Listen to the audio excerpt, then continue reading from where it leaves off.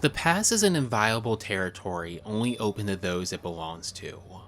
I'm sure it's not only beautiful and warm things either, but includes ugly and cold memories too. A shared past creates a wider gulf when the link is severed. Building up something together is completely different from building your own thing alone. Even if what they built is the same height, their peaks are different and they'll rise to different summits. That difference will change many things: positions, environments, even how you address someone. The elevator kept moving without any stops. In the silence, all that came to our ears was the low sound of the cables carrying us down. Its slight vibrations made the floor at our feet sway.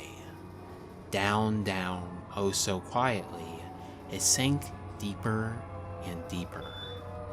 I was just a little scared to see what appeared beyond the opening doors when it stopped, and we arrived. This is a passage taken from the 10th volume of my youth romantic comedy, As Wrong as I Expected. It's a monologue taken from the main character, Hachiman Hikigaya, reflecting on the relationship of two central characters in this story, Yukino Yukinoshita and Hayama Hayato, two childhood friends that are now complete and utter strangers. Like many of us, their relationship most likely didn't end in a direct confrontation or even a place of resentment.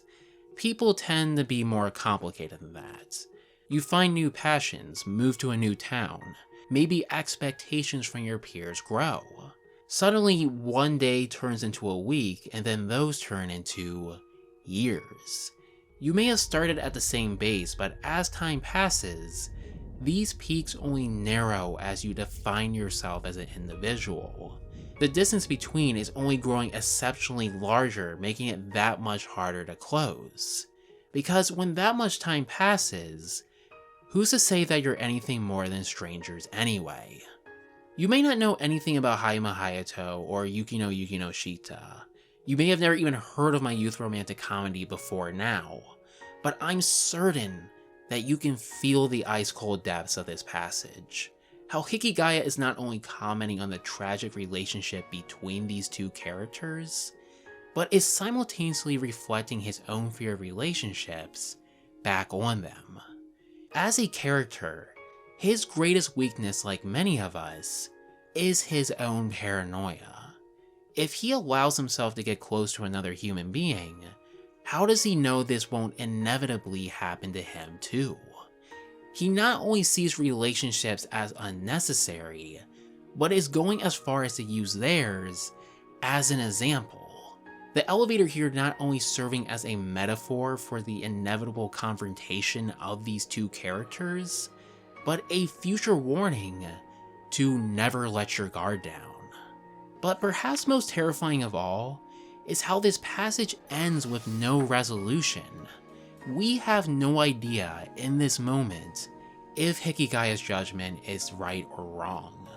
This is not only my favorite monologue in a series now famous for them, but quite possibly one of my favorite passages in literature. Yet despite how moving these narratives can be, how brilliantly they may use literary devices, provide compelling takes on anthropology or philosophy, why do light novels still feel so overlooked in the West? It's incredible to see how far otaku culture has come. Manga went from an impossibility to find to just about overflowing every single bookstore in America.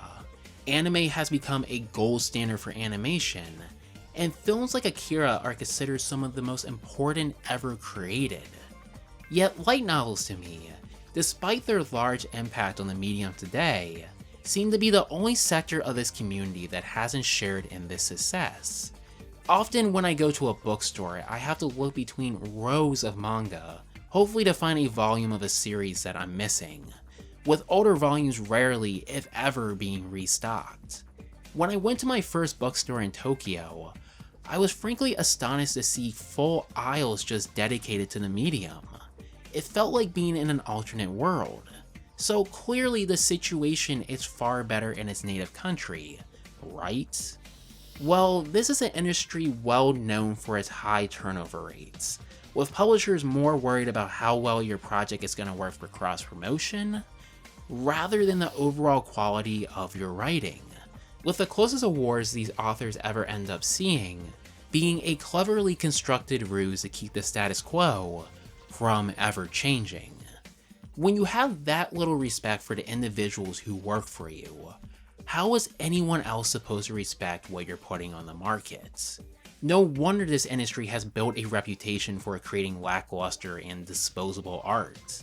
After all, what's easier to respect? An 18-month project created by a group of veteran artists widely considered to be at the peak of their creative genius?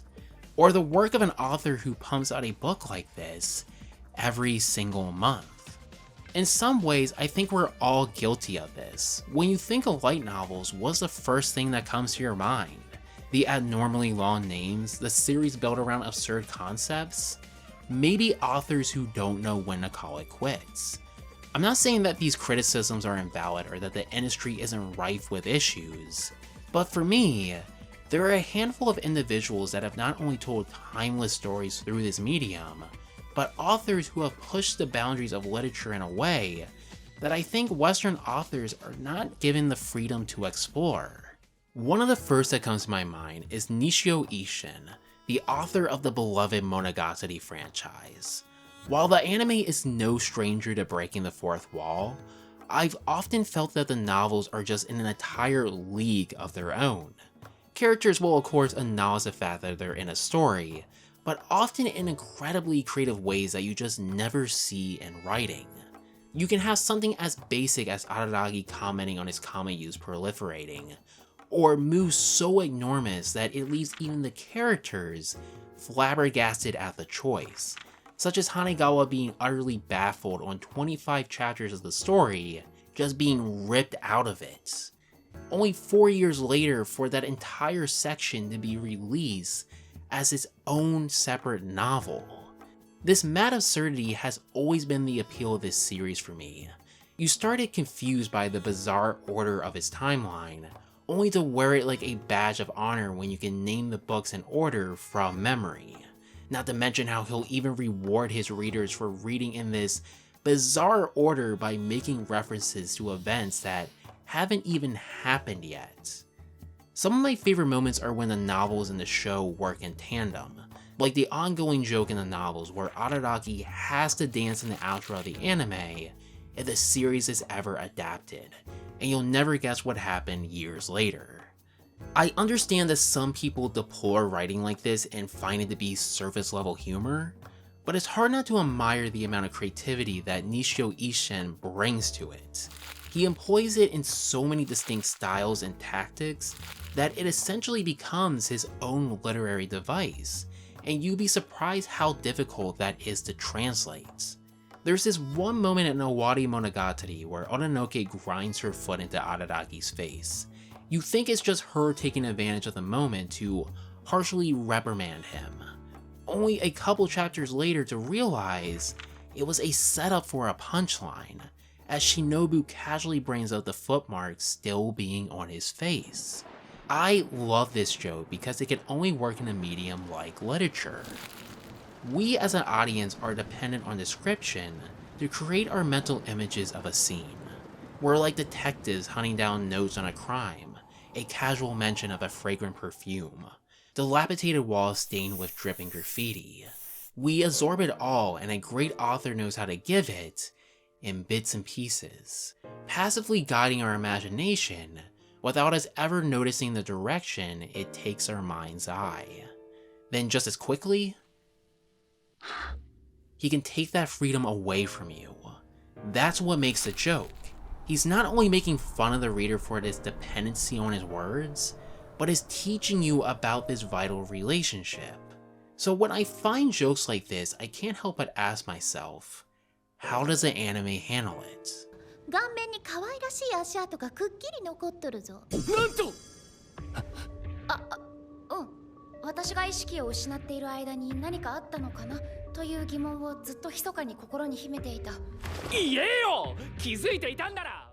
Is it funny? Yeah, sure, but it doesn't really make that much sense, does it? In fact, go back a few seconds and you can see the exact moment where the footmark is clearly missing. It's a joke that the team probably loved as much as I did, but had no idea how to properly adapt the appeal to a visual medium. The result being that the unique creativity and subtle detail that Nishio Isin brings to his writing is now missing. Before I go any further, I just want to take a second to say that I love these adaptations of the Monogatari series. They are incredibly faithful to their source material and bring the general appeal of this series over incredibly well. But at no point watching these shows did I ever think this would be my preference to revisit these stories. It's difficult to condense novels this dialogue heavy into a 30-minute time slot. And sure, there's been plenty of novels before where they've managed to do it, but when the author can make a joke about nearly 100 pages being dedicated to just 2 conversations, you know you're dealing with a completely different animal. Even with so much of these conversations getting cut out every episode, the pacing still feels absolutely breakneck. The result being that I feel like I have no time to absorb any of these jokes. And sure, I could rewatch the episodes if I wanted to, but as we've established, so much of this humor is based around literary norms to begin with, so why not take the option that allows me to absorb this information at my own pace? However, while this approach might not be my preference for a series like Monogatari, this doesn't mean that others can't benefit from an adaptation. And I think Konosuba is a franchise that perfectly illustrates this, showing that it's not only possible to have the best of both worlds, but dare I say it, that this show can actually outshine its source material? It's not that the novels aren't hilarious in their own right, but this is a cast born to play these characters. And it's not just a result of having talented voice actors, after all most high-budget shows do. But what makes Konosuba's cast in particular stand out is the way that they're willing to improvise and make these characters their own. It's the brilliant range that Jun Fukushima uses in delivering his lines, how he'll casually ad-lib in his takes, or Sora Amamiya's over-the-top hissy fits. These are voice actors that you can tell love playing these roles. But as a whole, this is just a team that understands comedic effect. Note how much humor is added to a scene by the absurd expressions they'll draw on even the most mundane of characters. The amount of care given to the animation when setting up a punchline, or how just the briefest moments of silence can add so much life and character to a scene. I mean, the comedic timing is downright brilliant. These details certainly aren't necessary to making an adaptation, but it's no coincidence that your favorite joke from this show is the one that words could never do justice. And at the end of the day, isn't that what we want from an adaptation?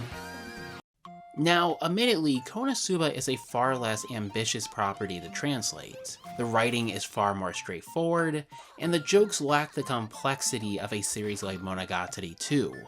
But there is one thing that is largely lost in this translation: the point of view.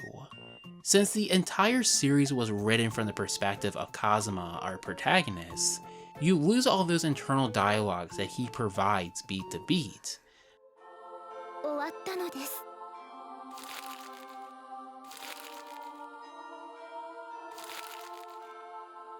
But honestly, I only see that as a benefit, because if you become invested in this show and want to pick up these books, you're far more likely to find those first few novels that have already been adapted entertaining due to that added perspective. So you end up getting this really rare circumstance where essentially you're getting the best of both worlds. And regardless of the feasibility of adapting the source, what matters the most with both of these anime is that they have a sense of identity.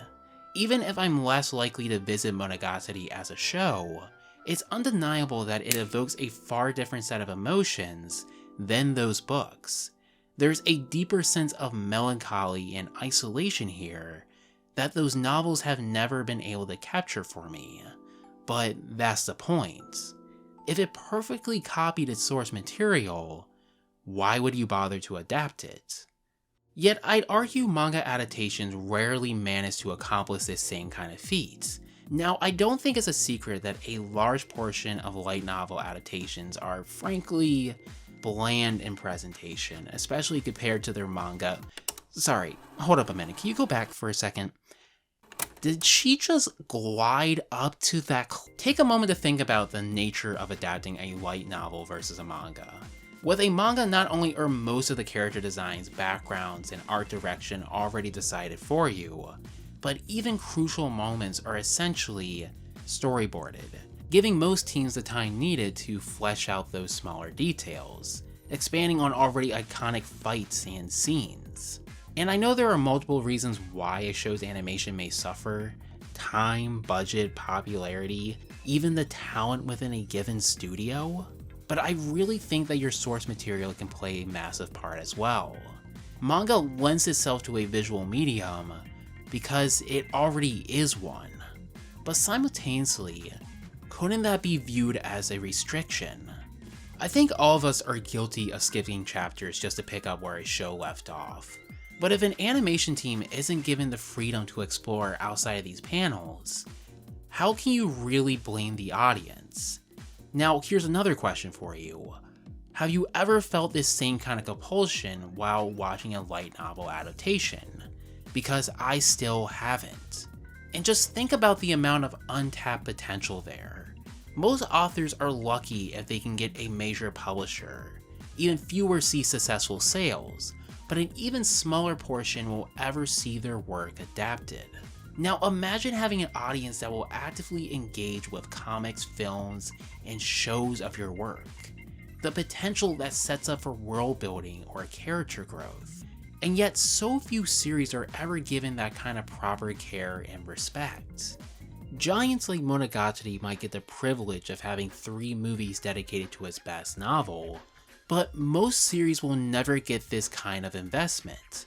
You're lucky if one novel even gets 6 episodes. Heck, I would say in most cases it's half of that. Or in Orimo's case, you can try to cover 6 novels in the span of 13 episodes? Seriously, who approved this? Though to be fair, I guess no one wanted to continue working on that show. It's never a matter of how much detail we can add, but rather, what's going to get cut first. And I really don't think that cuts are a bad thing. Often they can remove weak points in an author's writing if it's done well. Rather, it might highlight a larger pitfall of this medium, which ironically is the absurd length. The bias surrounding these books may make it appear that these stories are short and concise, but the most successful authors in these fields typically go on to establish entire arcs. If you ever wonder why a show like Re:Zero needed 25 episodes just to tell one arc, it's because Tape Nagasaki took over 1,500 pages just to write it. It's not necessarily a bad thing for a story to be long running. After all, if it can retain a certain level of quality, then where's the issue? Re:Zero may have over 30 novels at this point, but it's so neatly organized into distinguished arcs with their own independent stories that it keeps these books from ever feeling overwhelming. But more importantly, each arc that I've read has only toppled the previous in terms of storytelling. Each one only seems to give me a better understanding of Nagasaki's vision and direction for the series. Direction is vital in a story because it keeps the readers invested in the world that you're creating. It's a measure of progress, a reason to anticipate every novel. Be it defeating the Demon King or trying to figure out what's hiding in that dang basement. I remember reading The Melancholy of Haruhi Suzumiya and being blown away by the time I finished it. In a world where most novels need a strong start just to keep their audience engaged, Haruhi took the bold decision to be a slow burner. It comes off as a generic high school rom-com with a frankly unlikable star and generic protagonist.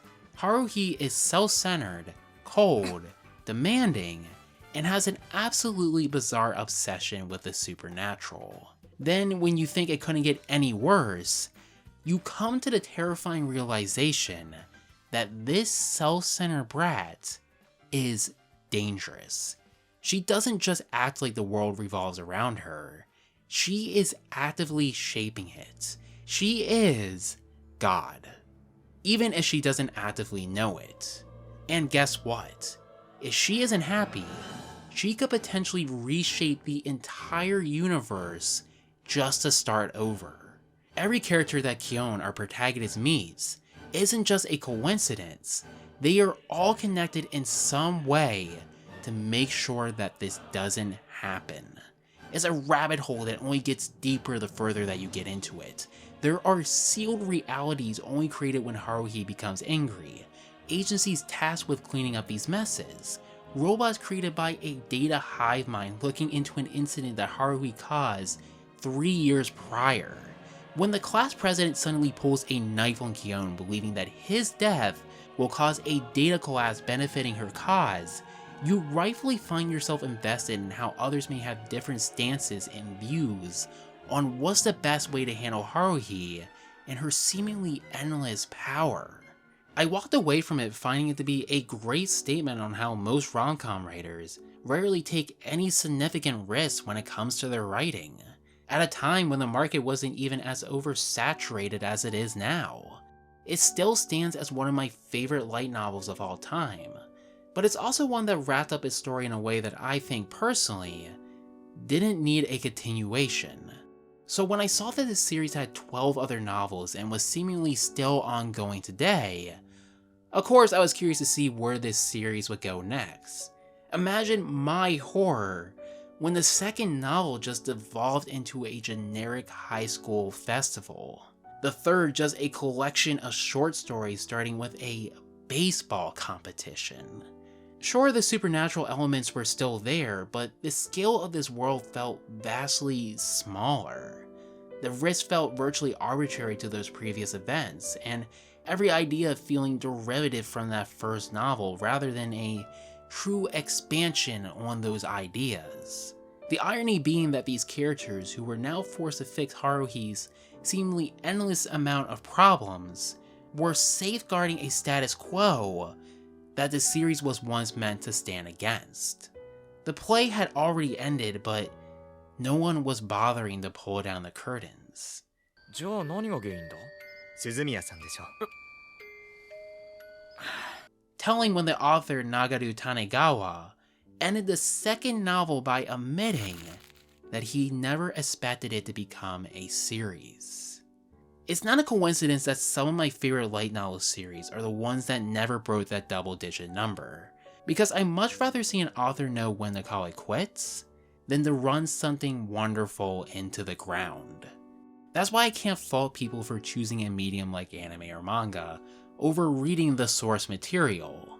When a series breaks that double-digit mark, it can easily be thousands of pages just to catch up. Some of the series that I've done this with, I've honestly been reading for almost 10 years now. It's a huge commitment of time, space, and money. And there have been so many series along the way, like Haruhi, that I've dropped after only 3 or 4 books. Why put in that much time or money when you can just experience a whole story over the course of one weekend for $8? It's a fair point, but in some cases, you can actually see the direct opposite happen too, where a series that started as something absolutely ordinary grows into something truly special. Let's talk about an aspect that sells most people in these books to begin with: the illustrations. Typically, every time you open a light novel, you're greeted by a gorgeous spread of full-color illustrations. Sometimes they give hints to the events of a novel, while others are just great opportunities to highlight character designs, while others are honestly better off in a Playboy magazine. Word of advice, don't bring these to school. Most illustrators also offer a variety of black and white shots throughout the book too, so it's clear that illustrators play a vital part in the culture surrounding light novels, but I also find them to be a bit problematic. There's an argument to be made, in my opinion, that illustrators are the most important figures in the light novel industry. Light novels, like any novel, of course need an effective cover design to sell well. But what do you notice about the vast majority of these books? What unspoken taboo are they breaking? They illustrate their protagonists. Meaning not only are these sole individuals in charge of dictating what your mental image will be of these characters, but if or when these series get picked up for adaptation, what do you expect an artist to do? To start from scratch designing these characters from the author's subtext? Or to use the design already in a half dozen novels as a base? It puts light novels in a strange position where these handful of drawings are essentially dictating the entire future of a franchise. And I've never been a fan of this, because when an author's future is based on how marketable and attractive your characters look on a cover, how important is the writing really? I mean, that's nothing new to otaku culture, but in almost every other field of the novel industry, that seems to be the direct opposite, where often the skill of the author has to carry the franchise to success. I said often, okay? Often. Most images in light novels add very little understanding to the world and characters to begin with most serving as fan service or highlighting insignificant moments in the plot. And while the author, of course, has to be the one to create these characters and dictate the design for the illustrator, to me, it just seems like once the series is an established hit, most authors seem to treat it as an afterthought, rather than taking advantage of this rare opportunity.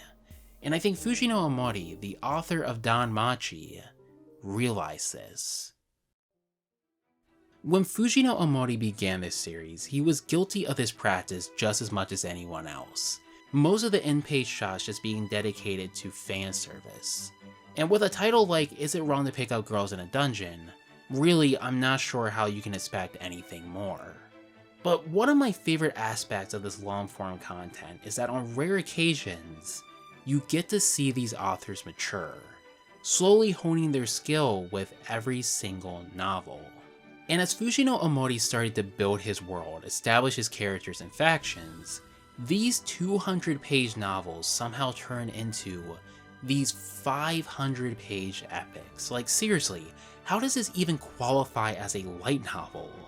And in turn, we saw those images disappear too, instead replaced with these gorgeous chapter designs, and I really love this transition. How one moment you're finishing the introduction, only to turn to the first chapter and see an image like this. I mean, how are you not going to be enthralled? But you could tell that Fujino wasn't satisfied with his solution. I mean, have you ever seen the work of Suzuhito Yasuda? This man has drawn some of the most stunning covers I have ever seen in this industry, and it felt like such a waste to delegate this incredible artist to something so beneath his abilities. But with Volume 13, this man had an absolute epiphany and created something absolutely magical. An explosion goes off. The dungeon is no mere cavern. It is suggested to be a living, breathing entity. One that repairs itself when it's damaged, gives birth to the most devilish of creatures from its womb, and on rare occasions, acts in self-defense. The banquet of calamity has begun. On the 27th floor, a room full of explosives have just gone off. They are not meant to bury the inhabitants of the cave alive, but rather to awaken a creature that can do so much worse. The dungeon wails, and this is not the typical cracking sound it makes when a monster is born. Rather, it is a violent, inorganic, high-pitched keening, like a knife being drawn across a taut silver bowstring. Then, there's a crack. A long, wide, deep fissure spreads across the cavern. The first thing to spring was liquid. Purple serum that spewed out like blood, steam rising from it. A single scarlet eye glits from the depths of the fixture. It vanishes. One by one, the creature hunts down the adventurers fleeing, showing them no mercy. Claws and teeth capable of turning flesh into tissue paper, as the azure current ran red with blood.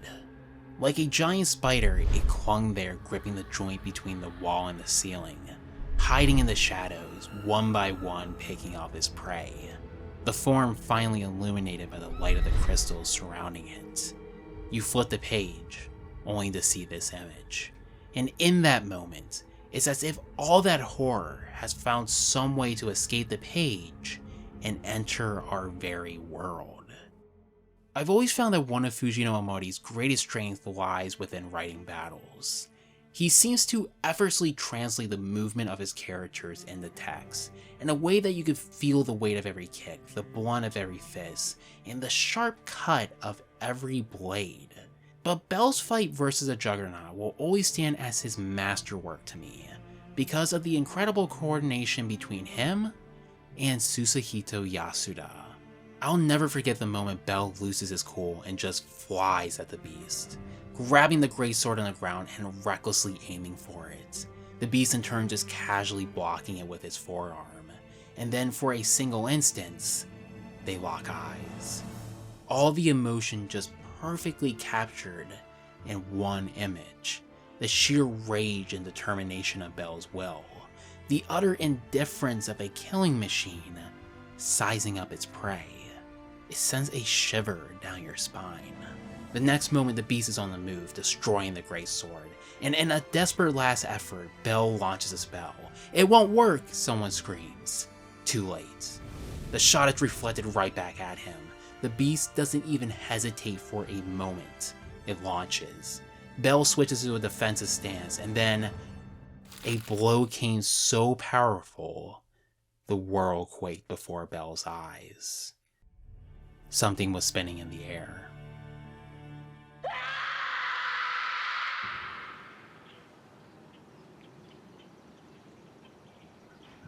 When I was a teenager, I used to work in recreations and parks. It was a mindless job, really. I'd line baseball fields for an hour, then sit there and just do homework until the games ended. But one thing that I did value was the time that I spent with my coworkers. One day at work, my coworkers saw me reading manga, and it reminded them of their childhood friend, how they used to love to read it, draw it, and even grew inspirations to go to school for art because of it. But her parents didn't understand it.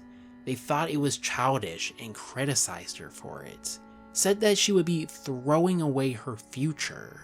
And while she did end up following her dream and went to school for visual arts, she could never bring herself to draw it again. I think ever since that day, a part of me has always rejected this notion of high art.